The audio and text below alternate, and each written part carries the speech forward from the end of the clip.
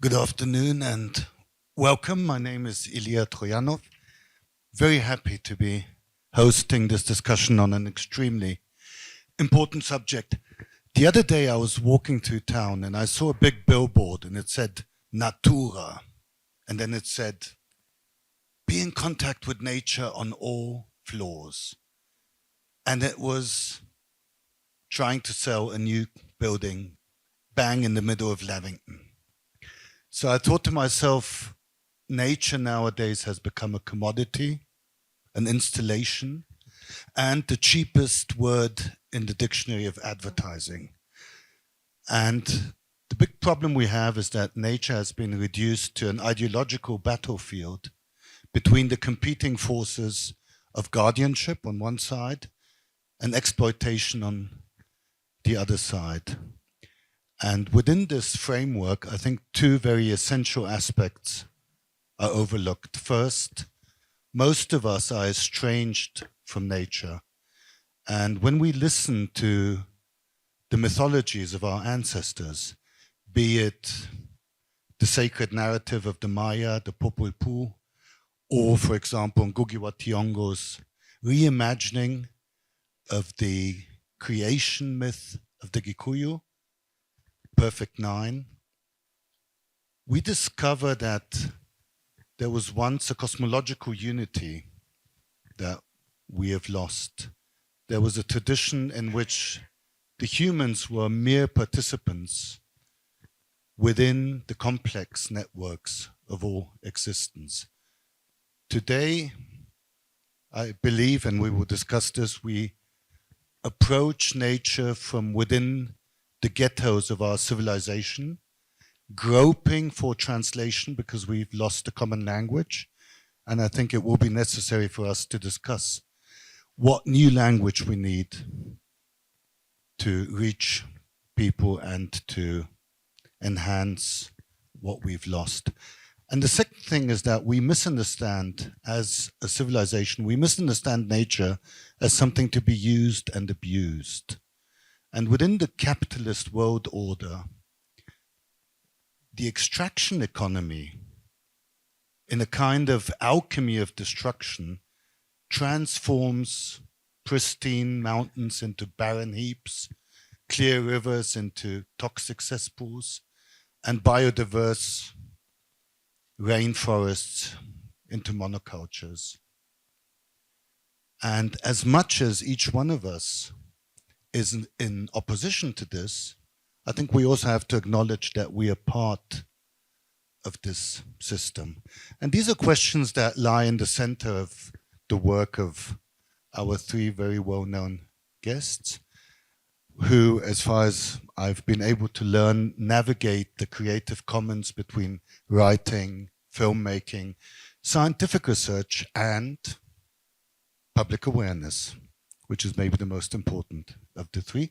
So allow me to introduce them. To my left, Michelle Angwenyi, poet, writer, also biologist, who works in the intersection between her scientific knowledge and reflection and narration of time and memory. Paula Kahumbu, who has made a multitude of films, some of them you can see on the internet. She is a wildlife conservationist. I always stumble over the word conservationist, I don't know why. And trustee on the board of National Geographic, and someone who's been very, very active in conservation on all levels. And last but not least, Dino Martins, who's the director of the Turkana Basin Institute, scientific heavyweight who is an entomologist and evolutionary biologist. So welcome, thank you very much for being here. Let us start with the title of our conversation, Nature Speaks. To what extent do you feel that in your work, when you're reaching out, you need new narratives and new words? Michelle, maybe? Hello, hi, can you hear me? Thank you so much for that introduction, and thank you all for being here. Um, I think, from my perspective, and especially as a poet, I think the enterprise of writing poetry is attempting to find that new language, to find those new words. And I think there's also a lot of guidance inherent to what or how we think about what nature is. I believe, I mean, throughout your careers as scientists and also as people who attempt to bring that out through the arts, there's always something new to uncover and always something new to say. And I think from that perspective, it bears this question of how do we make sure that what we're saying, is in alignment with what we experience. And I find that poetry for me has been a very good vehicle for that. So, to answer your question, yes, there's always a search for new languages, new words, but there's also a lot of grounding and millions of years in nature that assist us and guide us to frame those in a way that, bridges the gap between what we hear, what we see, what we feel, and ultimately what comes to be in our experience of nature. Thank you so much for that amazing framing of this session. Being on the panel as well. This is such a lovely opportunity to talk about something that is so close to my heart. Do we need new words? I mean, you stumbled over the word conservation, an invented word to try and convey something. There are other words, biodiversity. Go to Turkana, they won't know what you're talking about. We have words. We already have all the words we need, and they aren't. Sorry, I didn't realize it was off. The words that we have are not that complicated. Even the word nature, which has been kind of misused and abused by a lot of organizations, or the word green, misused and abused. But we have words, and we have words in our local languages, which we're losing and we're forgetting. In the work that I do, I realize that we've lost connection with the public, with our stories about nature, because we're using words that have no resonance with people. If you ask people what is conservation, they sometimes think it's to do with preserving things in a museum. They forget that it is a deep, innate, I would say part of our DNA is this connection with nature. And because we've failed to articulate it in a way that resonates with people, we are losing people. And it's vital. We're never going to protect what is so important. It's not just important for us and our life support systems, but nature is important for its own existence. And I don't think we need to find new words or new language. There are plenty of stories in nature, more stories than we could possibly ever tell from nature itself. We have to remember and recall the language that actually gave us a kind of coexistence in the past that we have forgotten. And we're trying to recreate something which feels very foreign to a lot of people. In Kenya, most people think conservation equals national parks, equals tourists, and has got nothing to do with me at home in my own space. And if we lose the citizens of Kenya, we lose everything. So I think we really have to recall the words and the language we already have and bring it back to life because it resonates and relates to us. First of all, thank you, and an honor to be on the panel with all of you. I think one of the things that I've been sort of learning and relearning now as a scientist, both Paula and I had the huge privilege of getting scholarships to do our PhDs in the US, Princeton and Harvard. It's a big deal, a huge honor for us as Kenyans to do that. But I realized now, many years later, is that even within science, we have to relearn things because the language we use as scientists, for example, the term ecosystem services. I'm working on insects, on grasses, so I have to go and justify why they are important and, why they're useful. It's ecosystem. It's about a system connected, and it's services. Services for whom? For us. Can we not approach it a different way? As Paula, put, that there is a deeper way, a deeper meaning that moves beyond the space we've been forced into, which is very transactional and very extractive. And like often happens when those relationships are based on power or hierarchy or violence, it hurts the victim, but it also hurts the perpetrator. And in this case, we are the perpetrator of that violence against nature. We see ourselves as separate. So once you separate yourself, that always allows you now permission to do bad things, whether it's to each other, which we're getting better, sadly, at doing, or it's to the planet. And as scientists, just wearing my scientist hat, teaching in the field, being with students, working with local communities, spending more and more time with indigenous people, I'm starting to really see I don't have all the answers as a scientist, and actually sometimes unlearning or relearning and co-producing knowledge and asking questions together, bringing a group of poets up to Turkana to experience that landscape and to, entangle and disentangle what's happening there, that's actually offering perspective. And that's really critical, that in today's world, we figure out how to do that, because the science at the moment, speaking as a scientist, is better than we've ever had. We have phenomenal science happening. But the gap between that good science telling us about what's happening in the world and the understanding of the science and the ability to take action is wider than it's ever been, whether it's around vaccines, as we can see now in the US, or it's climate change, a word we're not even supposed to use in some spaces. And, there's all this misinformation. We have to bridge that gap. So it's really, really critical that we engage in this. And around your question, thank you. Well, before we continue, I'd just like to point out that we have wonderful bookstores at Macondo, and all of our guests have published a number of books. I can't show them all, so just one representative for all of them, which strikes me as being an example of what you just said, Dino, because I have never thought about grass. I kind of took I took it for granted that there's grass, but it occurs to me that there's an incredible beauty and diversity just within the variety of grasses, and this is a book that Dino has done on grasses. So just to follow up on the question of science, the language of science is quite specific, and it's usually not easy to understand for outsiders.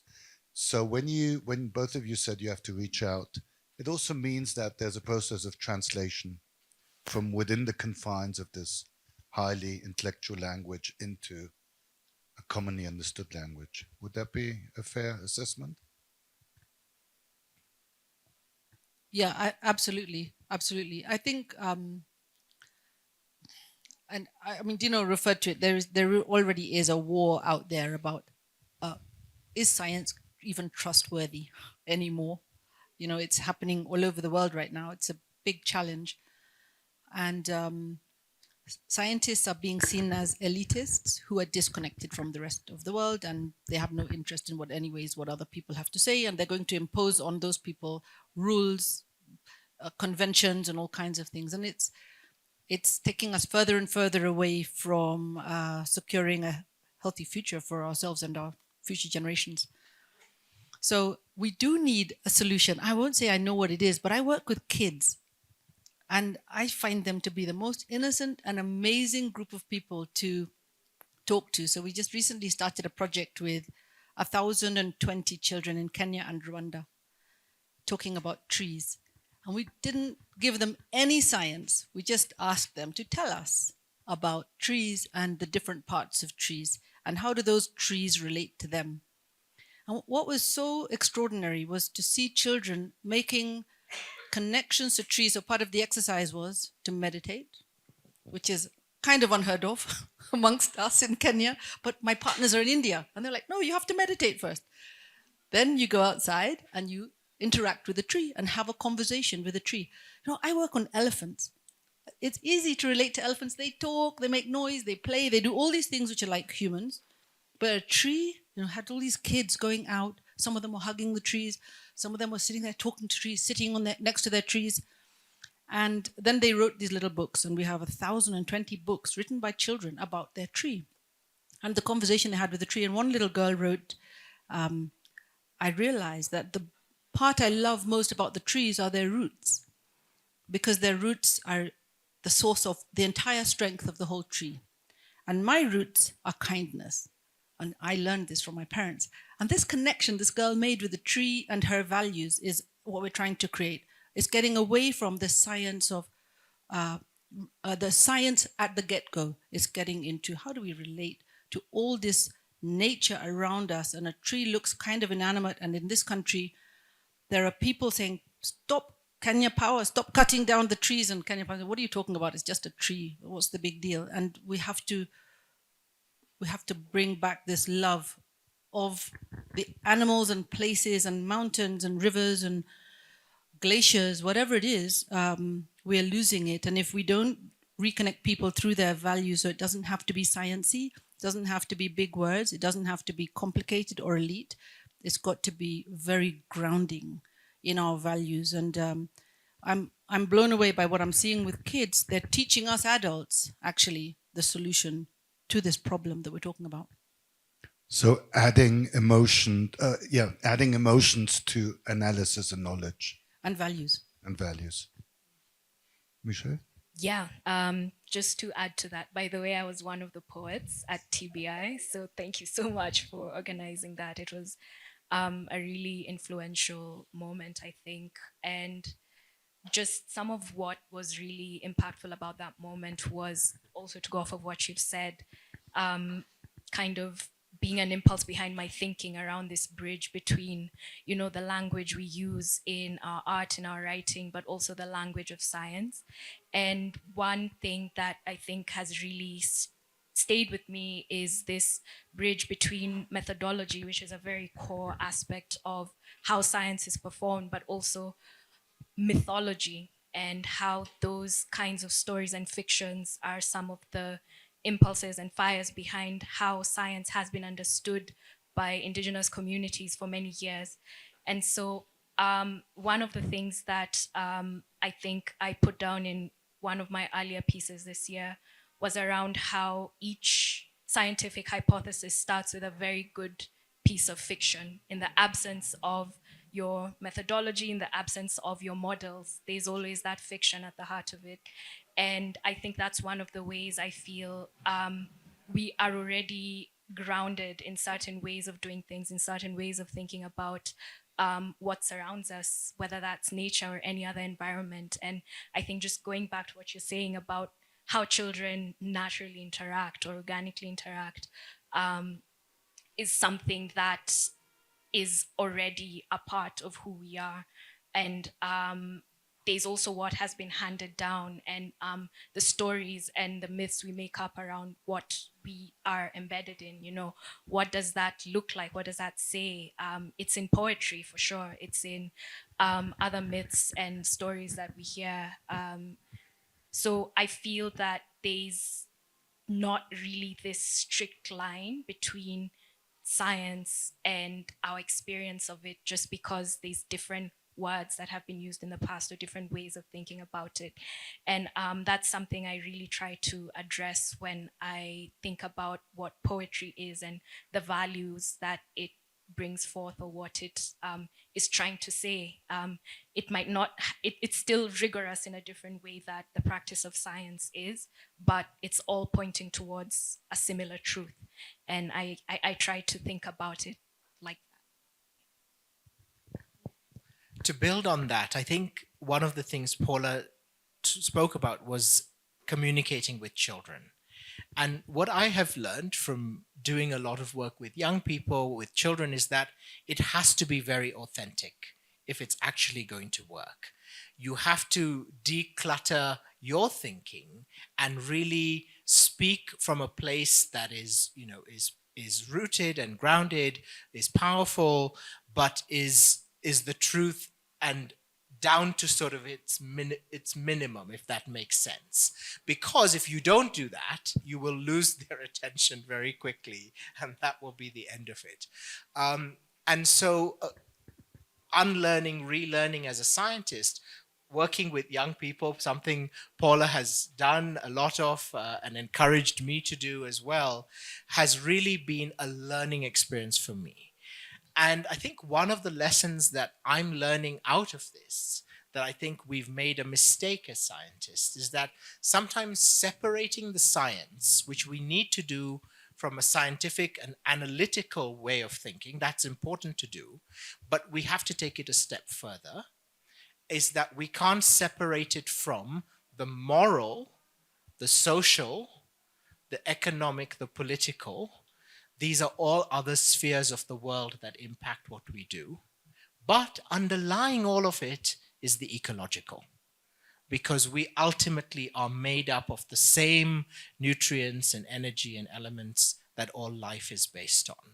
And if we can figure out how to draw those connections better within our own hearts and minds, and then understand them with other people, that is going to be very powerful. And children just have a natural way of doing it. I think in a way, sadly, as we've heard from some of the previous panels, a lot of the colonial educational system has been to fragment that.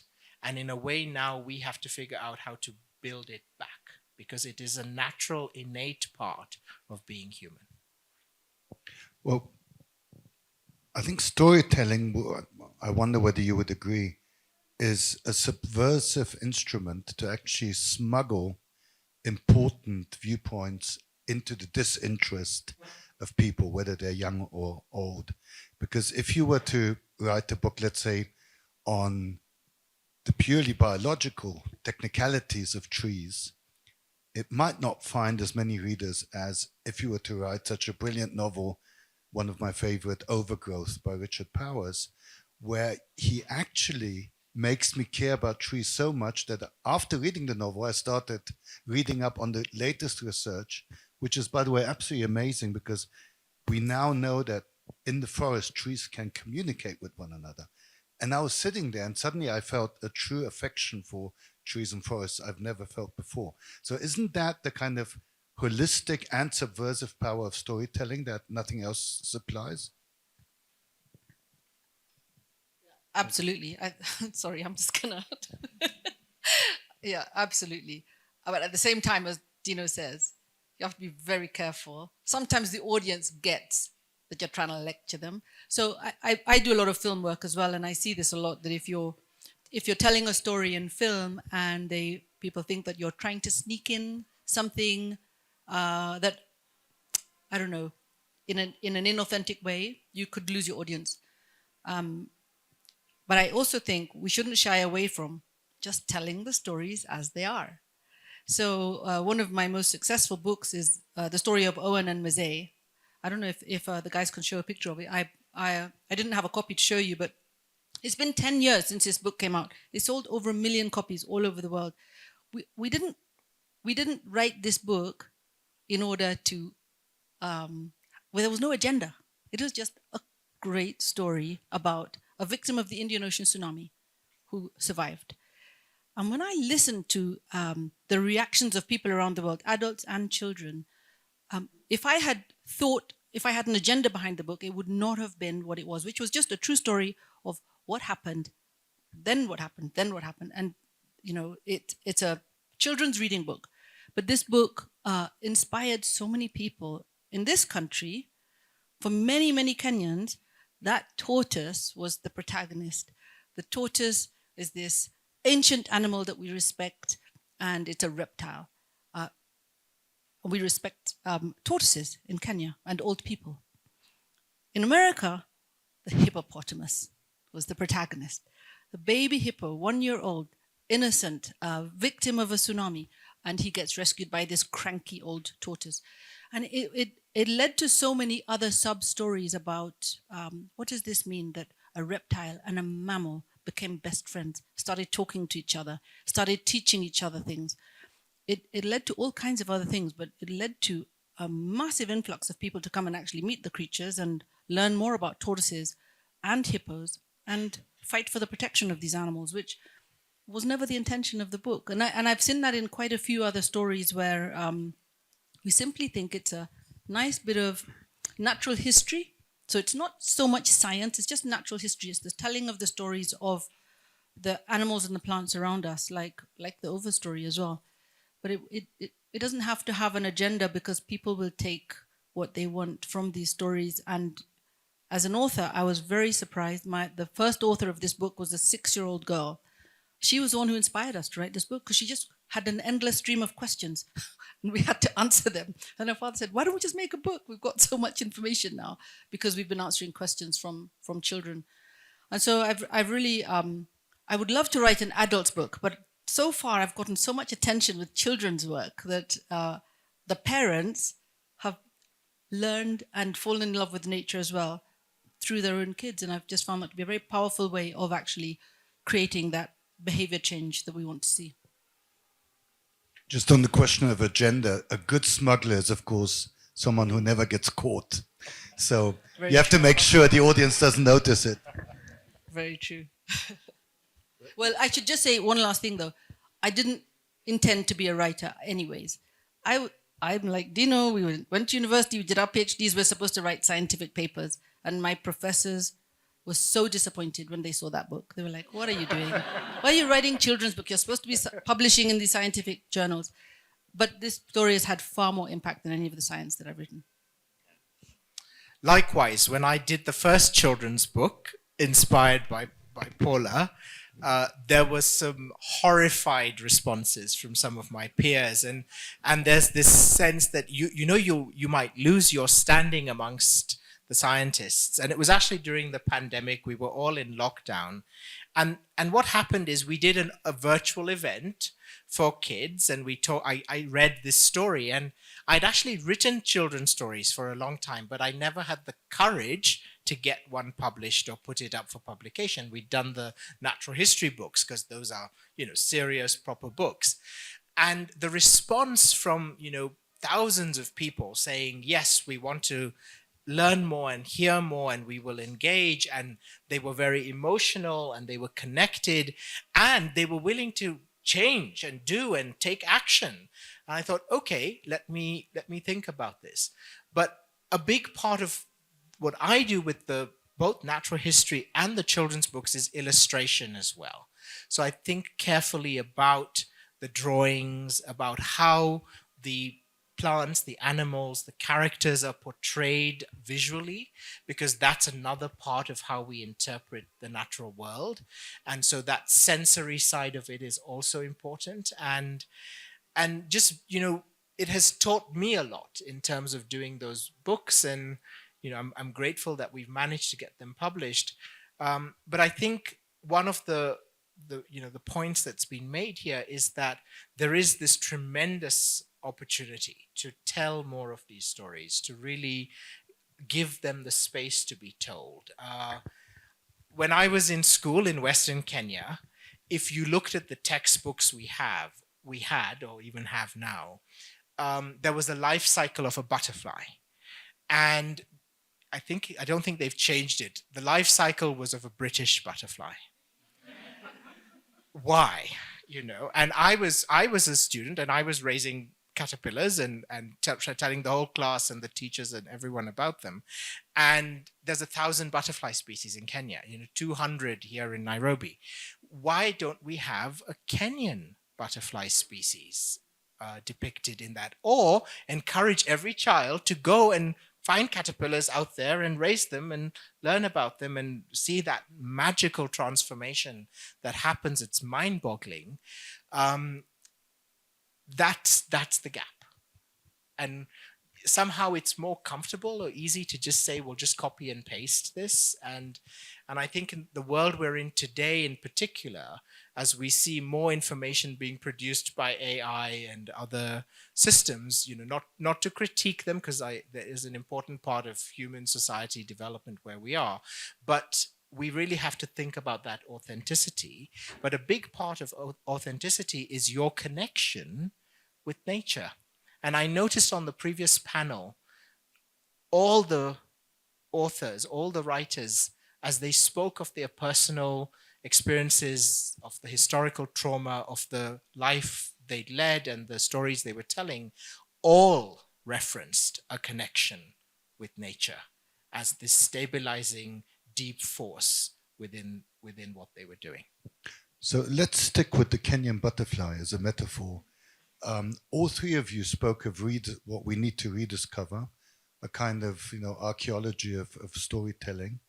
And I was just thinking of the success they had in South America with kind of reestablishing indigenous philosophies and mythologies, Mother Earth, and it's entered not only the cultural sphere but also the political sphere with great success and vehemence. So I'm wondering, in the case of certain Kenyan and African traditions, philosophies and mythologies, what and how can we rediscover to counter all these negative developments? Yeah, thanks for that. And I think you've highlighted something that you've also alluded to, which is, I think there's a speed at which we currently move. And I've been thinking about, we move at the speed of capitalism, we move at the speed of the algorithm, which is very much at odds with the speed of nature. When you think about the timescales of evolution or the timescales of big time, so to speak, there's so much that you cannot engage with if you're thinking about the next 24 hours or the next cycle of the internet. So I think that's the context that we're working in that makes it very challenging to think about how to slow down and reconfigure our relationship with time as well, which is the one in which these mythologies existed. I think there was a very different approach to, number one, observation, which I think is also a huge component of how we can continue to stay in touch with nature. There's something I read recently about how our language as humans is dwindling because of how, our descriptive language, just because of how much we're staying inside. We are no longer trying to describe or engage with everything else that's outside, names for plants in different stages, names for birds, names for other animals, all that language. Someone did a study and it's just like the graph is going down. So it makes me think about how the people who didn't have the internet in their time, what it was like for them to wake up and, spend days, weeks, months, years engaging with these rhythms of nature and the namings that they had for seasons, for plants, for whatever you call it. I think that's very important when it goes into how we, again, think about the fictions that describe the world that we live in, and what can we learn of what it means to slow down, to observe. What can we learn from how attention was paid to certain cycles, and how those made their ways into stories, into poems, into songs, into things that are passed down from generation to generation that are seen as important. How do we make sure that we don't lose that, we don't lose touch with what's happening outside our windows, that we fail to pay attention to because we are inside, So, yeah.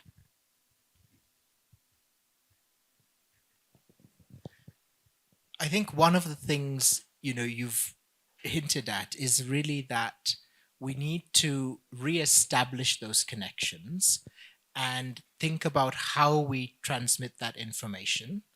And we need to sort of both relearn some things, but also unlearn some things. And that's very important with the space we're in right now.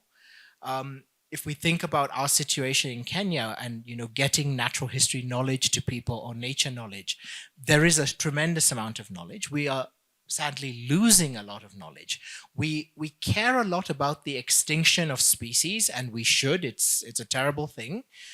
But we often don't realize the extinction of species or the loss of species goes hand in hand with the loss of knowledge about those species. Much of that knowledge is not written down. It's not recorded. It's not in journals or books. It's in lived experiences. It's in history and stories. We mustn't lose that. When I was growing up, one of the reasons I've done all these little natural history books is because we didn't have books about nature, about Kenyan nature. We had a lot of books about foreign nature.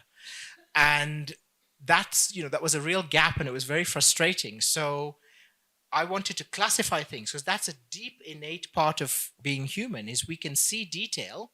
Everyone says grasses, oh, they are so difficult to identify. And of course, you go into the field and in a quick time, you can identify them, because we have this ability to really see and interpret detail that very few other species actually have. And so I came up as a child, with my own classification system. And it's a good thing that my teachers and my family didn't totally suppress that, because that's a bit of a crazy thing to do, to think I'll just invent my own system, since there's no other system that's working for me out there. But as a result of doing that, it allowed me again to see the detail. And when you see the details, you start to care about those details, and you start to connect them with other details of other things and other species. And you realize, gosh, this world is, the fundamental interconnectedness of all things, and that's what really matters in this case about how we approach this question. Yeah, I just want to add that Dino, I think, put the nail on the head. The fact that there were no books when we were kids to explain the beetles, the butterflies, the grasses, any of these things. And even till today, if you go into any school in Kenya, you won't find those books. You will be hard-pressed to find the internet in a school in Kenya as well. So access to information is difficult, but access to nature is also very difficult. And it makes my blood boil. I don't know if anybody reads my stuff on my own social media. It's very, very frustrating for me that we are a continent of 2,000 languages. 2,000 languages. Now imagine how much knowledge is locked up in all those languages, knowledge about, it's not the science of and nature, but the relationship we have with nature. I'm working on a story right now in Amboseli, which is close to the Tanzanian border, just at the foothills of Mount Kilimanjaro. We've been working with Yvonne War. It's been the most phenomenal experience to be working with a team of writers who have forced us to question. We do that in science all the time. But in writing, I'd never thought about it. Constantly questioning, going deeper and deeper and deeper and trying to understand, but why do people do things the way they do? Why do they believe what they believe?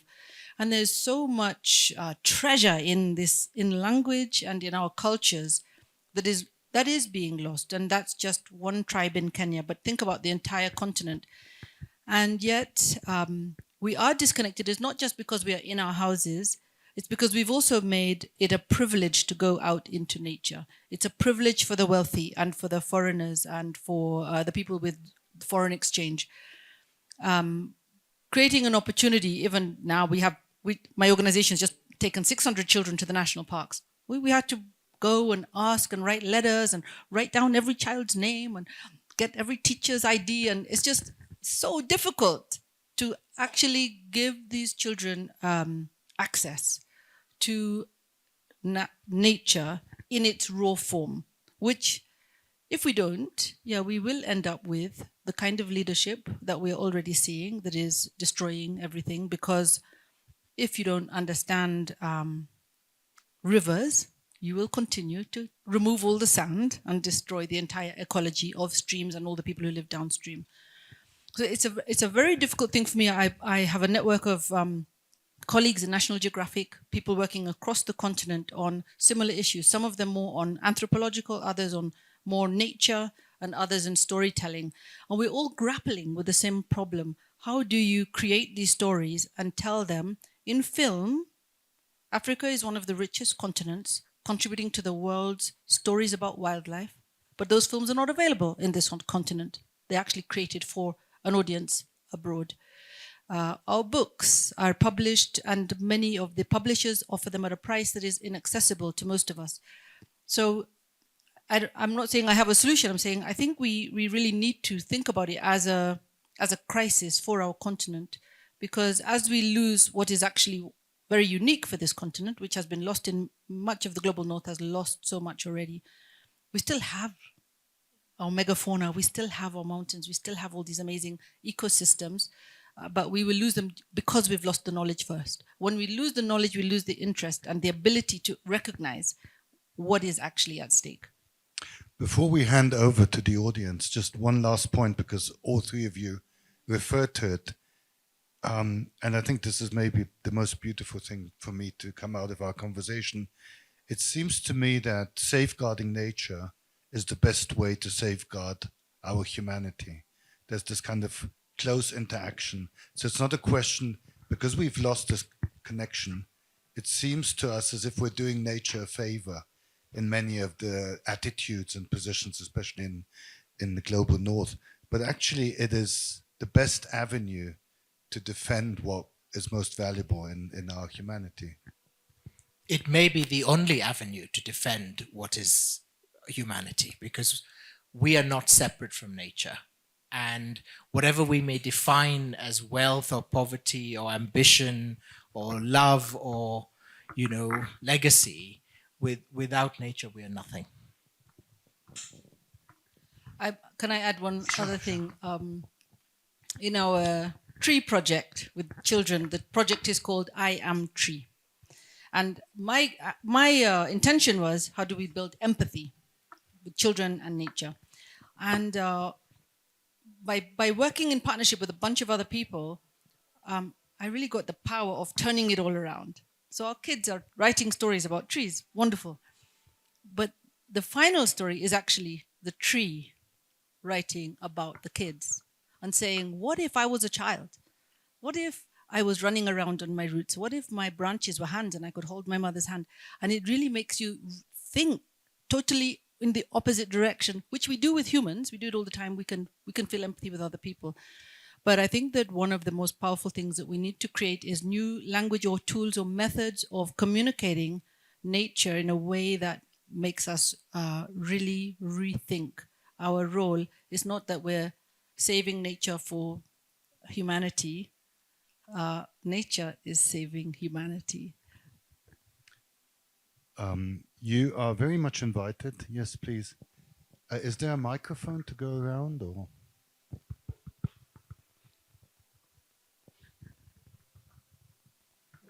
Thank you so much for your insights.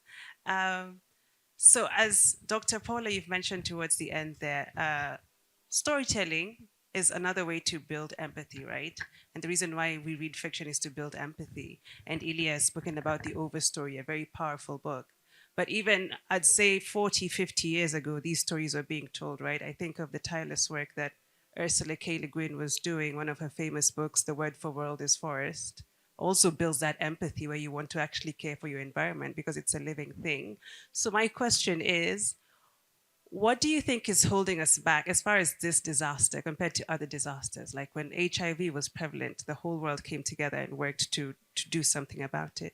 What do you think is holding us back as far as pulling back the reins on what we're doing to the environment and actually starting to work backwards? Because I feel like we're still in a place where things are getting worse instead of us learning from our mistakes and making things better. What is happening in our brains to keep us from actually cultivating that empathy to save our planet?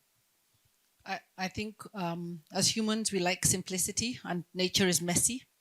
We like to see fields of tea, neat. It's actually in our DNA to think that looks nice, lines, clean lines or whatever. And when you see, I don't know if you've ever been in a forest, like a proper jungle, it's actually quite scary. And so it's easy for people to be disconnected because they haven't been introduced to nature very well. But if you go to Kakamega and talk to the local people there, they are so at home in the forest. I think that a part of us is we like the simplicity, we don't like the messiness of the complicated relationships in nature, but also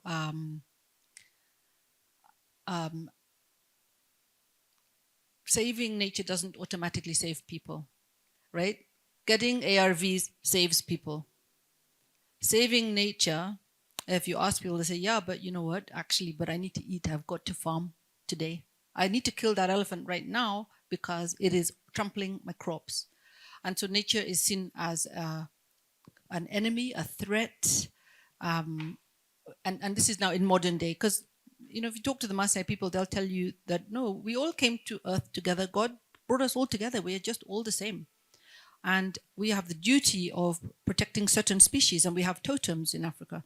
And our totems, like my totem for my family, is the warthog. We're supposed to look after the warthogs. And we're losing a lot of that. And I don't think we've been able to galvanize enough global support. I think part of it is nature is linked to science, is linked to elitism. It's not us, it's somebody else's problem. It's conservationists, it's the WWFs of the world who should come and save all these things for us. And it should be inside those parks. Because you often hear people saying that rogue elephant should be taken back, or that lion should be taken back to the park. It's not that we're living in open ecosystems in this country. We're very, very lucky in the world that we actually live in the same matrix of land with all this wildlife.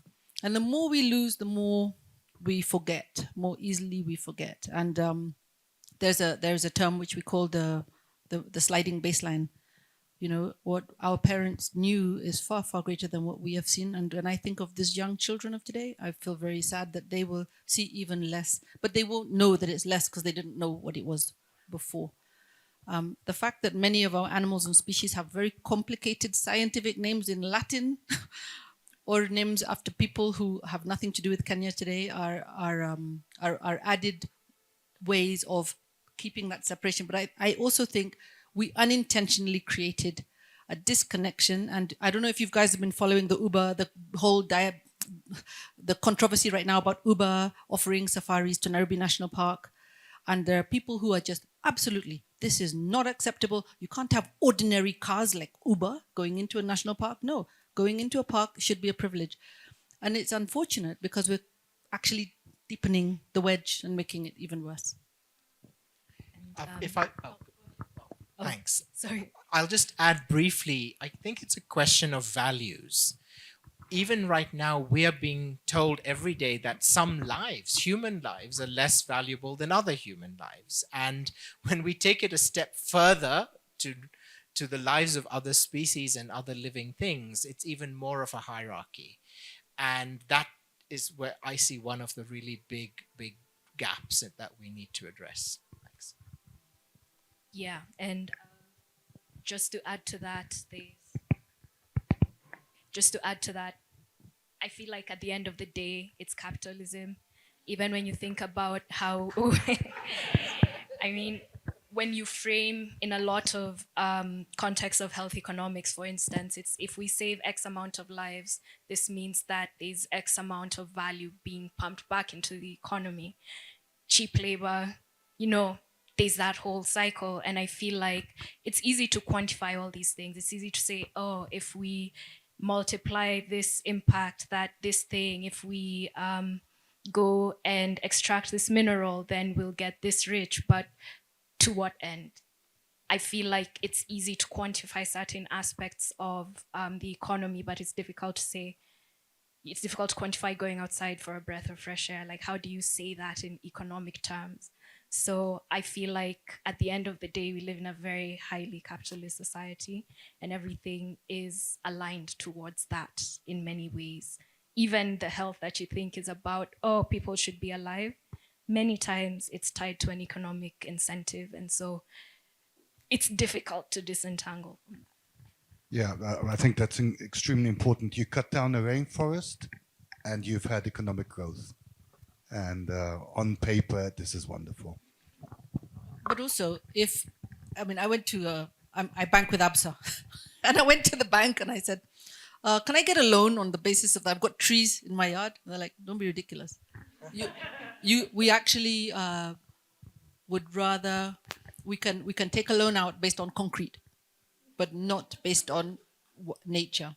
And that, I think, is a part of the reason why every single plot is fenced, cleared of vegetation, and some ugly structure is put up so that people can then say, my land is worth more. Yeah, you're right. Capitalism is a big part of the problem. I believe there's someone there.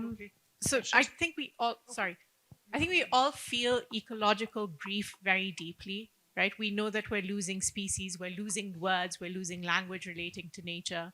But I think what comes with it is this paralysis that, okay, are we fighting a losing battle? Like, we know that children are the hope that, working with children, giving them stories, giving them this language will help the future. But sometimes it feels like we might lose it before they actually come into play here. So what do we do in moments like that when we're just feeling it really deeply? I'll jump in quickly to say, don't lose hope. And Africa is one of the most resilient continents when it comes to nature and biodiversity, because the climate, past climate, the evolutionary lineages, the sheer amount of nature we have, even in the city of Nairobi, 600 bird species, hundreds of butterfly species, thousands of insect species, a national park filled with big mammals and small mammals and incredible diversity. And for me, one of the most powerful things working with young people and working with small-scale farmers is the transformation that can happen where nature is valued and recognized and given space and encouraged, whether it's planting hedgerows or just allowing a little bit of space to regenerate. There is huge capacity for recovery, for regeneration, and it happens. And it happens in a timeline that we can actually see and connect with and benefit from. Maybe not financially, but definitely in every other way possible. So yes, there is a lot of ecological grief, but I would also say we live in a country where there should also be a lot of ecological hope. We may not see it yet, but we absolutely should. Yeah, I agree about the ecological grief, and the photograph of Sudan's death is still circulating as if it happened yesterday, which I find quite fascinating. So Sudan is the last northern white rhino male, if anybody who didn't know. The idea that we have a whole species of rhino about to go extinct in this country is the cause of a lot of concern, which, as sad as it is, it's also an opportunity to reconnect people to nature. And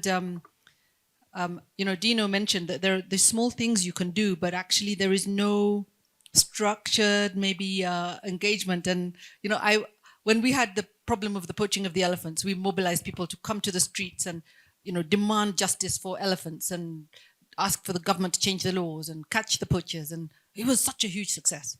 I mean, Kenyan citizens have shown what's possible when you do unite around a cause. It doesn't have to be around 1,000 butterflies, because it's hard to put your hands around 1,000 butterflies. But if you put your hands around a species or an ecosystem, it's easier, but it encompasses many others with it. And there's a movement in UK, it started in UK and it's going around the world, and I'm hoping it'll come to Nairobi. And it's called National Park Cities. Sounds crazy, but what they started is London is the first national park city. Just give yourselves a status. We are the first national park city in the world. And now everyone is putting out bird baths, putting up little nest boxes, and doing whatever they can in their own small way to contribute towards this fictional status called first national park city in the world. And they've invited us to consider Nairobi as the first African national park city. And I think these kind of movements are a great way of making it possible for everyone to make a contribution in some small way. Wangari Maathai proved it to us. Everybody wants to go and plant a tree, right? Because we saw the success of what she had done. So I do think that we need more of that and more people to coalesce their efforts to create movements, not just individual efforts on their own out there, but together. It makes a big impact. There are so many questions. I have no idea who was first. I think she was. I think there's one thing, just a small thing, not, to remember that our connection to nature is very close when we talk about food. So food and what we are eating and how it is growing is one of the direct ways to connect to nature. And that's one way also to teach children. They do it in school sometimes, but also in Kenya, for example, indigenous vegetables are coming up again. So I think these are daily movements where we can be conscious about the nature, about what is there, how it is growing, and how it is connected to us. Yeah, absolutely. I have no idea who's next. I have a mic, so I'm just going to talk. Okay. I have been thinking a lot about the issue of costing and the true cost of things that should factor in environmental factors. And I work with a conservation organization that recently did a scientific report on the value financially of grasslands in northern Kenya. And I was curious what you have to say about, capitalism is problematic a lot of times in conserving nature and valuing nature, but what does it look like to speak the language of capitalism about nature? If we can get a true cost of a true value of things, what would that look like? I think one of the challenges around capitalism and valuation is that most of the valuation that's done in the broader sense is absolutely fake. It's heavily skewed and it's often completely artificial. The true value is often not recognized until we have to replace it. What happens if we don't have clean air? What happens when we don't have clean water? What happens in northern Kenya where people are killing each other because there's not enough grass for their cattle to eat and they're being forced to migrate and there's all kinds of conflict? We only see it as a replacement rather than seeing it for its true intrinsic value, but also for its economic value. So I would say what we really need to do with those systems is say, this is the value that Nairobi gets of the water that comes from the Aberdares. There is an actual value to it, but we don't take that value and give it back to the ecosystem. We simply take the value and say, look, we'll use the water, and yes, we pay for the water in various ways, but we don't deliver that value back in terms of real cash in this case, because we take nature for granted constantly. And we have to break that system within the capitalist model, because I don't think Kenya is going to stop being a capitalist country in the near future. But we have to say, look, this is where real value, including cash value, comes from. We're not recognizing it, and we have to force, whether it's leadership, the legal system, laws, change them so they can actually reflect that value intrinsically, but also in a practical way. I would just say that I have a real problem with the valuation, the cash evaluation of nature. You wouldn't do it for a church or a mosque. Why on earth does a tree have to have a number on it? And by doing that, it's basically saying, well, if it doesn't have a value today, then we don't need it and it can go. And that was what Robert Mugabe, that was his mantra when we were trying to save elephants. He was saying, well, if we can't sell them, then we might as well just kill them all. And it's kind of like denying efforts of the past and also all the future possible values, whether we call it economic or however we name these values. I find it very problematic, very, very problematic. And I would hate to say, this piece of land is worth this much in terms of its insects and its grasses and its whatever. But I do see that people who live in our wilderness areas around Kenya, let's not even call them wilderness areas, people who live in Kenya often are subsidizing tourism because elephants are on their land and lions and leopards and all these animals are on their land and they're not being paid anything for the contribution that those animals are making towards a successful tourism model that we have in this country. So there really needs to be a rethinking of giving back to those communities and in a way that is meaningful for them, that they don't turn those animals into meat or those trees into firewood or charcoal. But just the costing in terms of the cash, I think it's a tough one. It did work for Aberdares, and that's why all the water towers are now being conserved, but I'm not sure it's going to work for every ecosystem. One last quick question. I don't know who's deserved it most. Okay, the lady is very keen.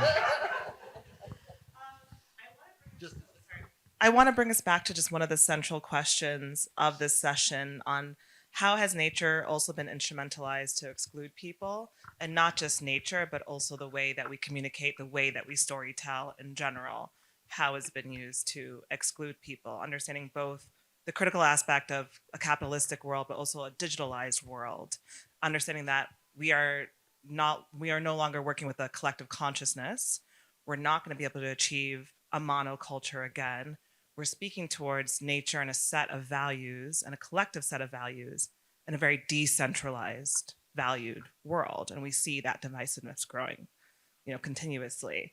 And, when we talk about icons like Wangari Maathai, how do you continue a legacy in the absence of the icon? We see what's happened with Karua Forest, and we see what's happening with capitalism in that format. So how do you channel that storytelling?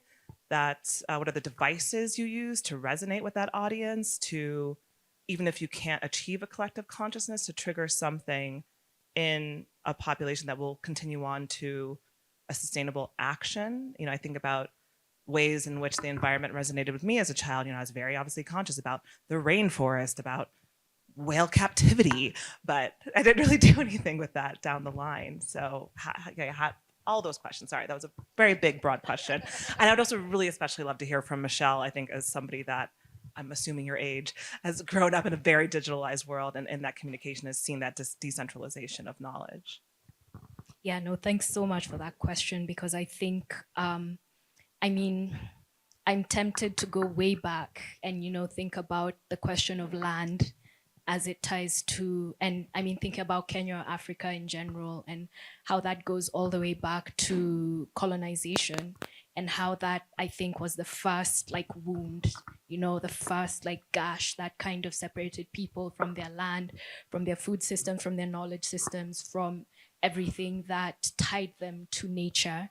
And then going on, you're tied to a more industrialized world, that is a capitalist world, and at this stage is also a very digitalized world. So it can almost feel as if nature is this thing that you have already from the outset been excluded from, as you said, especially for indigenous communities, especially for people who have to, at one point, it was embedded in their daily lives, but now it's nowhere in the vicinity. And so I think that there's, a greater reckoning with that, and the spaces that you, so to speak, are ghettoized in. You find yourself ghettoized in a digital space. You find yourself ghettoized in an actual ghetto.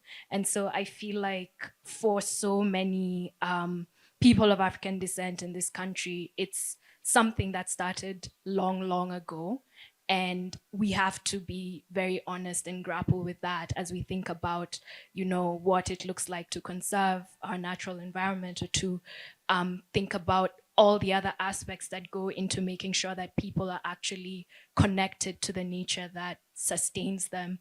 And I think just thinking about, what next, I feel there's definitely people who are doing the work. And for me, what I think about is then how do we join them? Because there are people for whom they experience this on a daily level. I remember some time back, the Mathare Social Justice Center was trying to do an environmental initiative, and the cops came in and were like, you can't do this.